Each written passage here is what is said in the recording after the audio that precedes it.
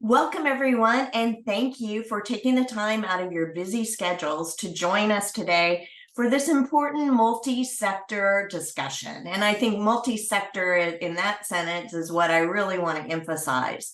Many of you, it's the second time in just over a week, so we know how busy you are, so thank you.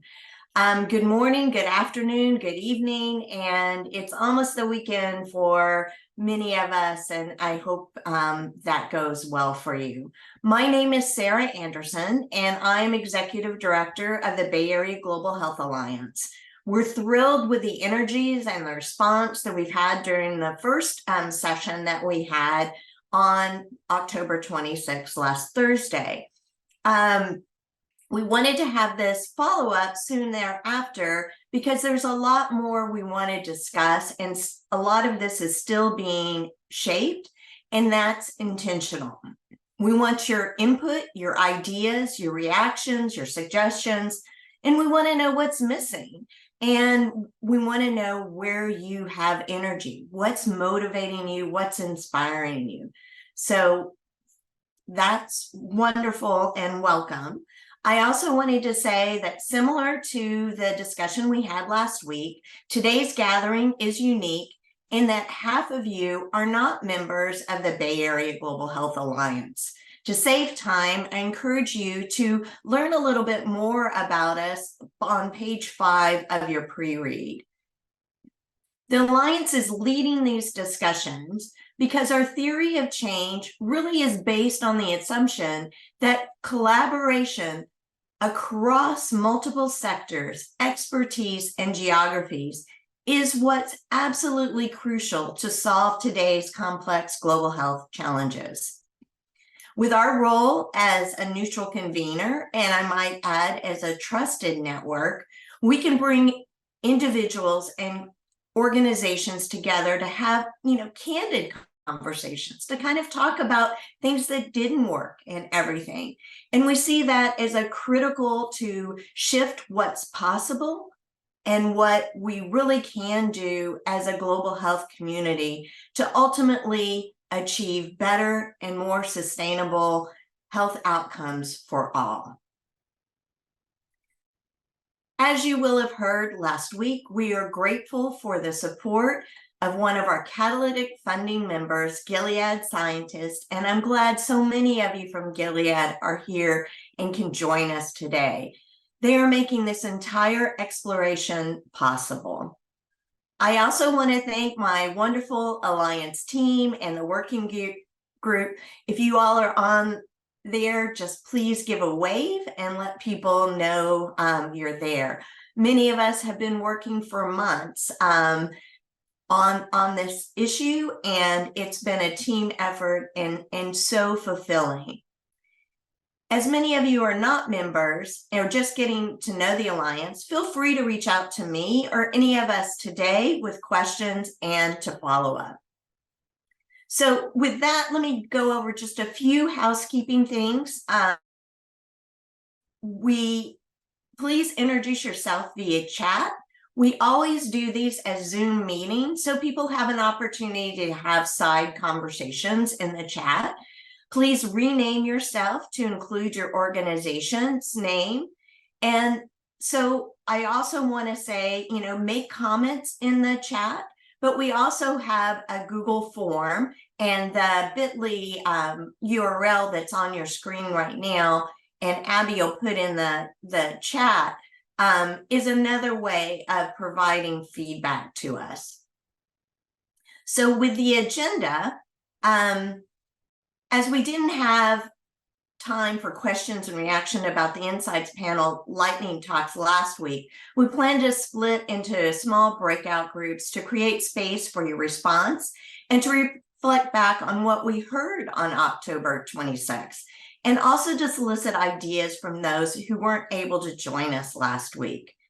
About half of today's Zoom attendees were also there last week, so we really appreciate the continuity and for those of you who are able to have a part 2 with us. And what to expect. So let me just tell you, we're going to have our amazing global health Fellow Aditi shares more about the insights and what we heard last week. We'll take about the next 45 minutes to move into small breakout groups. Then we'll come back together at 9 to share the highlights from each group, summarize those key takeaways, and discuss next steps. We aim to conclude at 9:30 Pacific time. And with that, let me talk about a little bit about setting the tone. I talked a little bit about a trusted network, as well as this being a safe space. So with that, let me tell you, we're going to make this Chatham House rules. So respect, candor, trust. This will be action oriented. We're really trying to move not only from the insights, but really how can we make these things actionable? There's so many good ideas. What can we do? We want all of you to have a collaborative mindset for multi-directional learning and creativity and opportunity to learn from each other. And we want everyone to kind of feel like they're heard. And we want really to make this very deliberate on including everyone. You know, one of the things I'm most proud of when we did a listening tour last year is people came back to us and said, this was a place where we could foster trust and create a safe environment for candid conversation. And that's the utmost importance to us today with the topic we're discussing today.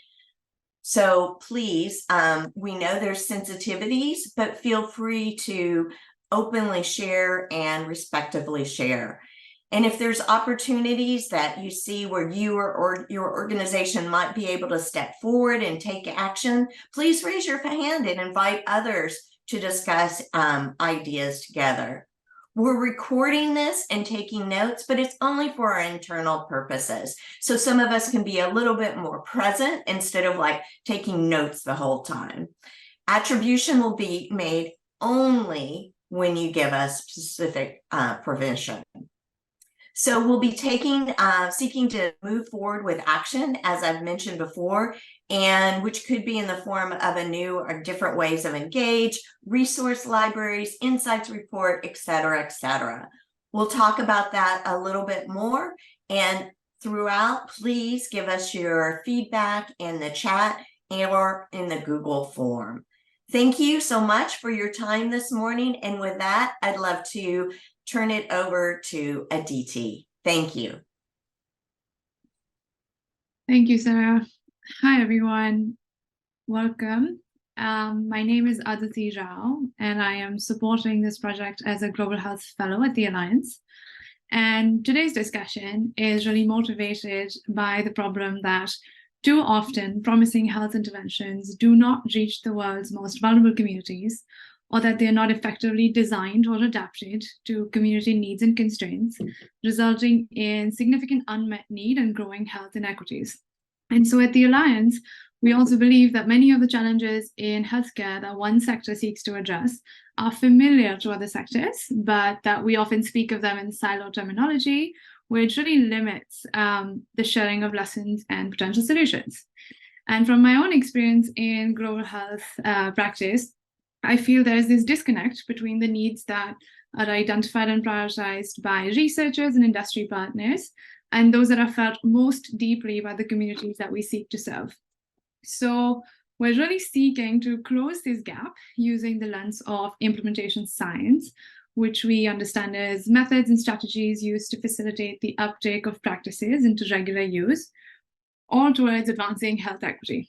So all of you had some homework going into today's discussion, which really was to listen back to the 7 incredible lightning talk speakers that we had from last week's convening, and make note of your reactions, questions, and ideas that you had. Also to review the summary of insights in the pre-read. And for any of you who looked at the pre-read that Abby shared yesterday, you would have seen that we have really tried to pull out 6 key insights which have emerged from one, a literature review, which was followed by 30 individual and group multi-sector interviews. And then most recently, we made some additions and also added a 6th insight, all of which we've highlighted in dark orange text, based on conversations that we had with everyone in the convening last week. So for many of you who were not there last week, and some of you who maybe didn't get a chance to get to the pre-read, I'll briefly talk us through the insights, which can then help shape our discussion as we go into the breakout groups. So the first one that we found, which emerged most strongly through all of our conversations with you, is that global health challenges are far too complicated for any one organization or sector to solve alone. And while we know we need to work together in cross-sectoral partnerships, pooling our skills and resources, we really struggle to effectively partner in a way that is equitable, respectful, and transparent. And our discussion last week really brought to the fore some of the key challenges in partnering, which included a lack of trust, embedded hierarchy and power in relationships, and also this need to communicate better. The second insight that we highlight is that programs and policies fall short when solutions are replicated in new settings without adaptation to local structures and cultures, and without aligning with community priorities. And again, last week we heard loud and clear the importance of placing people and communities in the center of the work that we do. Our third insight states that technology and digital platforms create opportunities for improving the delivery of healthcare goods and services, but that we need to be really careful in how we use and adapt these tools to reduce and not exacerbate inequities. So it is certain that we have the opportunity to do more and dream bigger with tech solutions today, but equally important to keep in mind that accessing the internet or hardware for tech solutions is still expensive for many people. Not everyone is equally digitally literate or comfortable, and not everyone trusts technology the same way. So really, how might we use leverage technology to improve access to solutions, but also do it in a way that is equitable? Our fourth insight highlights that definitions of program success may differ across sectors, but it's really, really important that we be open and candid about these differences. And especially within partnerships, it's very often that we're not aligned on the metrics and outcomes that we're tracking to determine progress and impact. And what success means can be really different for the funder, for the program, for each of the partners, and also the communities that we serve. And so if we can have those transparent conversations and align on those objectives, we can really foster learning, forge stronger partnerships, and also have greater impact. Our fifth insight states that delivering effective care to the most vulnerable is essential to achieving health equity. And while numerous programs have been designed and piloted to achieve this goal, with quite a lot of success too, it still really requires considerable investment in personnel, training, commodities, and supplies. And we can't solely rely on either the public sector or the private sector to really absorb all of these needs, given the finite resources, the competing priorities.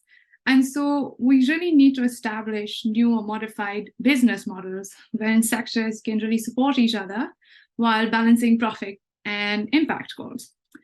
And finally, our sixth insight, which emerged from last week's discussion, highlights that without accurate and comprehensive data, we are limited in our ability to make informed decisions to equitably address needs and challenges faced by our communities. So we face this gap between the data that we need and the data that we have, particularly when it comes to the most vulnerable populations, such as disabled individuals or migrant populations.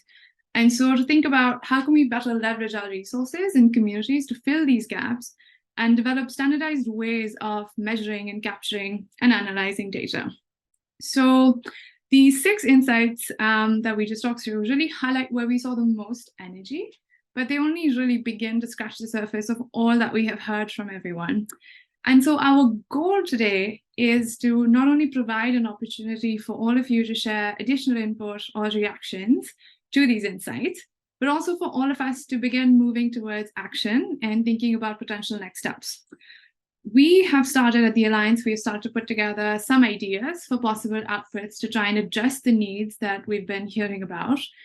Some of these, as Sarah also mentioned, include an insights report with a summary of insights and opportunities for further exploration, perhaps a playbook for effective partnerships, which could support partnerships across phases of initiation, maintenance, transition, sustainability, etc., a repository of case studies which might document successes and failures, and really pull out practical strategies and tools that we might use. And there are just so many ideas that we're really excited about.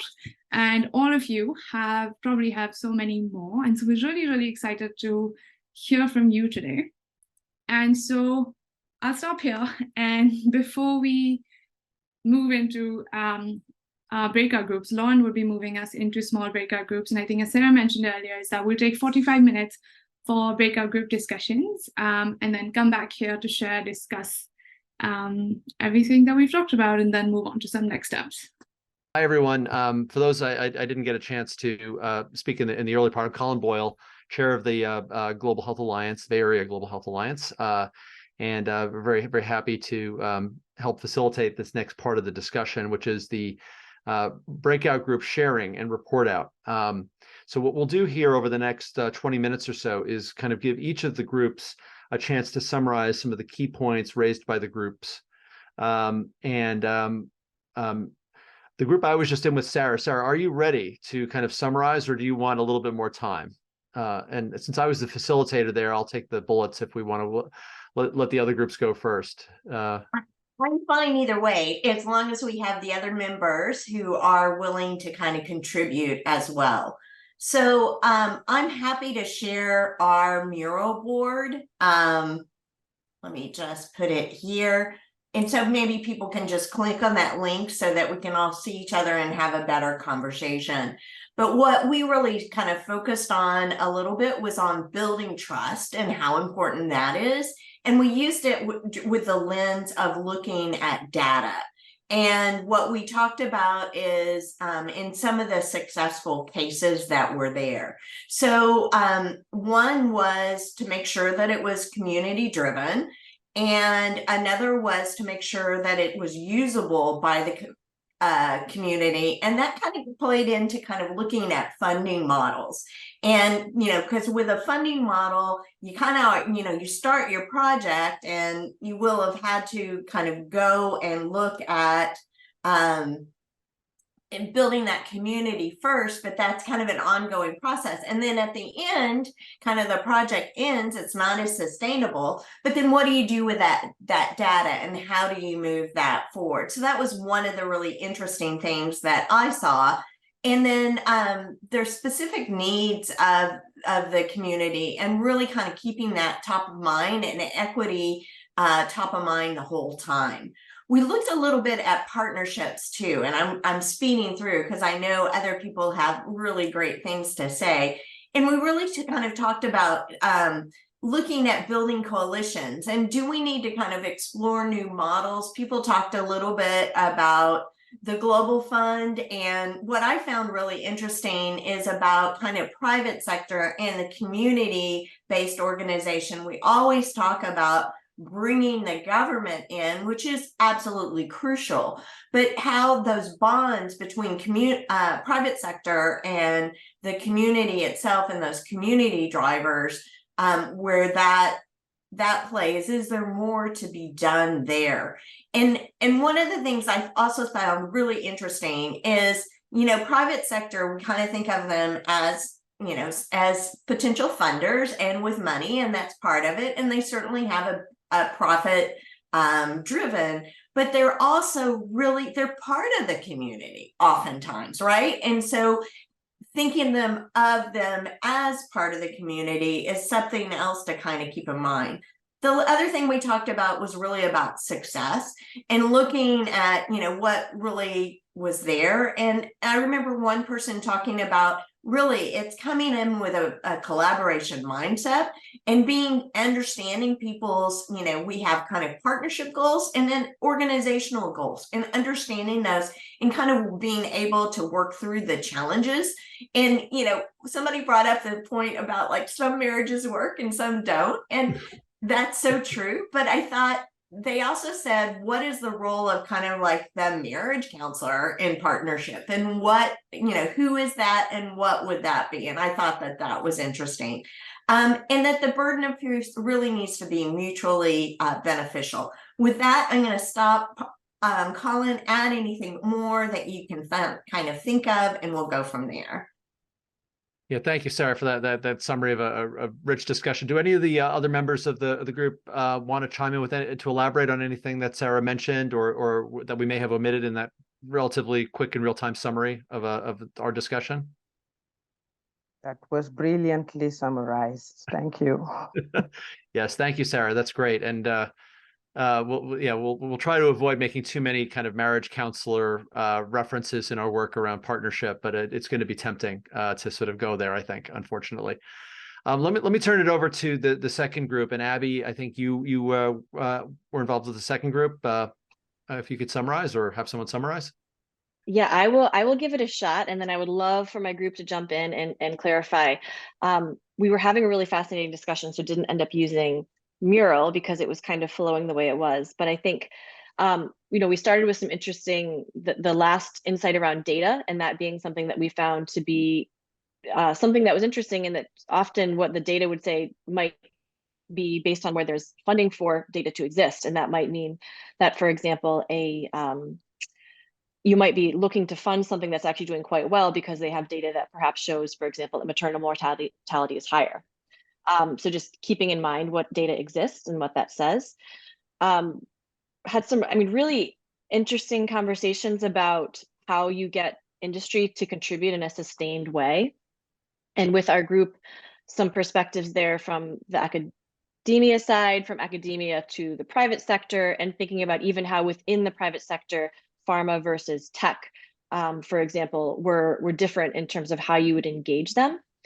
And we had an interesting discussion about how there's a need to get in front of leadership and often senior leadership, and that being something that's important, but also that sometimes the challenges are actually below that because the CEO, for example, is much higher up, but the work below is happening with contracts, and how you actually, the contract is how you're going to affect the long-term support, and that's something that may be perceived as smaller, but something that really matters a lot. So that seems like a need to dig into further there.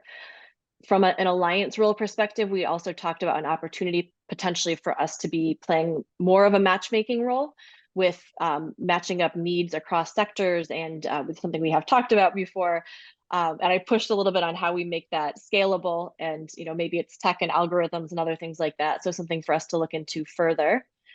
We talked a lot about building trust and understanding perspectives, and even the US versus Europe, for example, and that perhaps there are opportunities for the US to learn from what Europe is doing with the Innovative Medicine Initiative and the public-private partnerships that are happening there.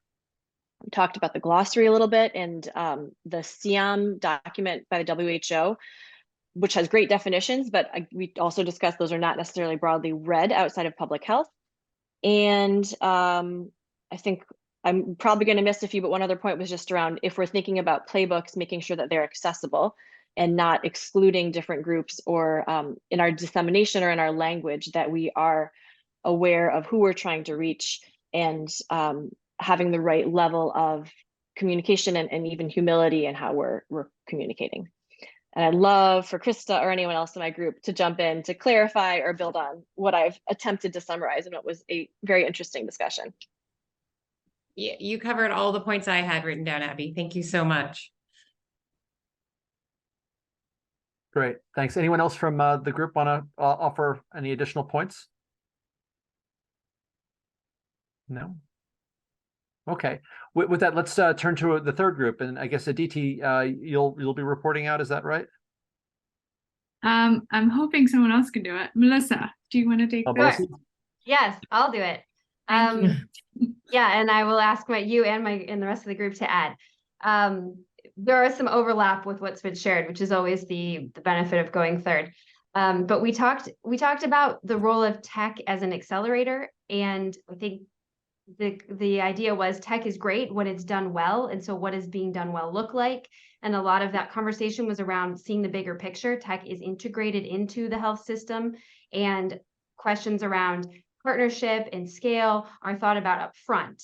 And that naturally led into a conversation of, okay, well, that's a lot of upfront investment, and how are we de-risking this, and how are we monetizing or resourcing all that upfront effort in innovation and technology, so in design within health systems. And how do we make sure then that these innovations are not introduced into isolation, but are part of that bigger system? So we were talking about resourcing partners, de-risking, and we moved then to solutions. So the solutions were around partnerships, and then we were getting into the idea of the honest broker. So examples of honest brokers were events like this that where there's a neutral party that's convening us. And then we were moving into, okay, what would more formalized arrangements look like? There were some examples from universities, examples of innovation exchange, and I'll let my group members say specifically what those were, more formalized arrangements to take advantage of that honest broker. And then we talked about the principles of an honest broker, and that we really need to look at this as with respect, with humility, and then starting local. So I think one of the challenging partners that we talked about was government. So we're always talking about cross-sectoral, multidisciplinary, and that the government needs to be there. The government's needed for scale, but yet the government is often the one missing from some of these other platforms. So how do we engage government, and how do we maybe start local so that government is at the table from day one? Okay, I'll stop there. And Melissa, I'd love to just add on, because something Abby said sparked some thinking. Abby talked, because the playbook and specifically reference to it came up in our group, that we liked that. And Abby talked about the dissemination of the playbook being so important, but I'd want to kind of focus on a part of the content of the playbook as well. And that, bringing it full circle back to this, is an implementation science event. How can implementation science show us the cost of not doing this upfront investment well? How do those partners, right? Partners who aren't necessarily putting in funding, how do they show and demonstrate the value of all those pieces? I think we in global health know is important, but those aren't products, those aren't widgets, those aren't things that, you know, go directly to the heart of like sustainability, but we know it's part of the design sustainability of it. So that's just one last comment of within the content of the playbook. And as far as this group can take it, this is an implementation science event. How do we use that type of data, that type of formal discipline to also just create that story a little bit more? The same way we talked about formalized honest brokers. Sometimes you actually do need to pay the marriage counselor. You can't just get it done on your own. So just wanted to put that one last plug in. Thanks. Thanks, too. Very, very helpful. Any other comments from folks in that third group? No, okay, great. And thank you, too, for bringing us back to the discussion of kind of implementation science and the need for us to be rigorous and data-driven in how we approach this. Because I think, you know, we all have unique experiences, but the value of the data and the analysis is that it allows us in a rigorous way to sort of identify and remove whatever the barriers are. And it's something we should do consistently. It's going to be a little challenge to sort of distill this all down, but let me try to give a perspective on where I think we go from here. I know we only have a couple of minutes left before we'll let you all go back to your days and evenings. But it does seem to me that there are a few next steps that are worth kind of noting here that we'll be pursuing. The first is that this process that we've been engaging in with the generous support of Gilead and the generous support of all of you with your time commitments, we'll have some outputs from that. And I think what we'll do is we'll be working to distill a lot of the discussion, the interviews, the research, the literature search down into some write-ups that will be, I think, quite helpful. I think that will be important to kind of broaden the audience for what we found here beyond this group to a larger audience, and begin to sort of broaden awareness of the opportunity to use implementation science and the many tools that exist there on behalf of health equity, and to build to a bit of a groundswell of momentum there. So there will be some written outputs that will come back. There are some other ideas around how to continue this on that I think we'll be weighing and reaching out to all of you for interest in. One of them is, there's a lot of energy around this topic, and it's almost, I almost wonder if there is an opportunity for us to have an informal and then maybe over time more formal kind of community of practice of people who across sectors are interested in these topics and want to continue to work on them together and learn from each other and grow and help contribute to the solving of the many challenges that you've identified here. And so that's another output from this work that I think we will be evaluating and gauging interest and hopefully supporting in some way. There are also likely to be, I think, a set of outputs that fall into different categories. The playbook description and a number of other examples of that are examples of tools that I think we can start to develop, or if they exist already, publicize. Because again, you don't want to recreate the wheel. You want to be able to see what's out there, and there may be a handful of tools on different fronts that could be helpful here. And that could be both tools around data, some of the data issues that were described. Access to data platforms that may need to be created, or other things, tools that people can use for accessing that data and ensuring it's collected and gathered in an equitable manner, and the like. There are also likely to be tools and models around partnerships, because the other piece we heard here is that the current default partnership model isn't really working as well as we need it to, and we need to think about that in a really maybe a very different kind of way. If we're going to localize, if we're going to be equitable, if we're going to kind of involve the private sector and the public sector in these partnerships to be successful. But back when I was in consulting many years ago, we always used to talk about our clients as partners. This client is our partner, and we felt that, we believed that. And I'm sure some of those clients would probably say, no, you're actually a vendor. We're not married. This is a date. And I think the word partnership gets used to describe a lot of different things, but the kinds of partnerships that we need to be effective in solving global health problems and doing it in a way that manages to achieve health equity goals in as well are different kinds of partnerships than the default model. They require more on the front end, they require more on the back end, they require different roles, they require different configurations of people, different kinds of structure and support. And there are probably positive deviants out there that do that well that we can learn from. But we need to find a way to get people to sort of move in that direction from the default model, because it's no fun being a vendor. And that's how I think many organizations and global health partnerships feel. If you're the sub or whatever, or if you're the community-based organization that is afraid of another data smash and grab that some university is going to use you for. So we need to rethink that, and that's going to be a big part of our agenda going forward as well. So a lot of work to come. So thank you all for helping us get through this first phase of starting to bring together these different perspectives.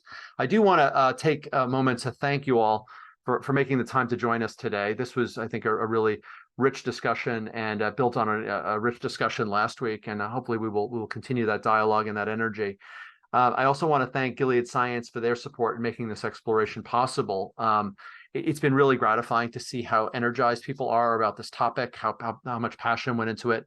And, I think the initial hypothesis is that, you could use implementation science and the rigor of that to advance health equity goals has only been kind of validated through the energy and examples that many of you have brought to bear.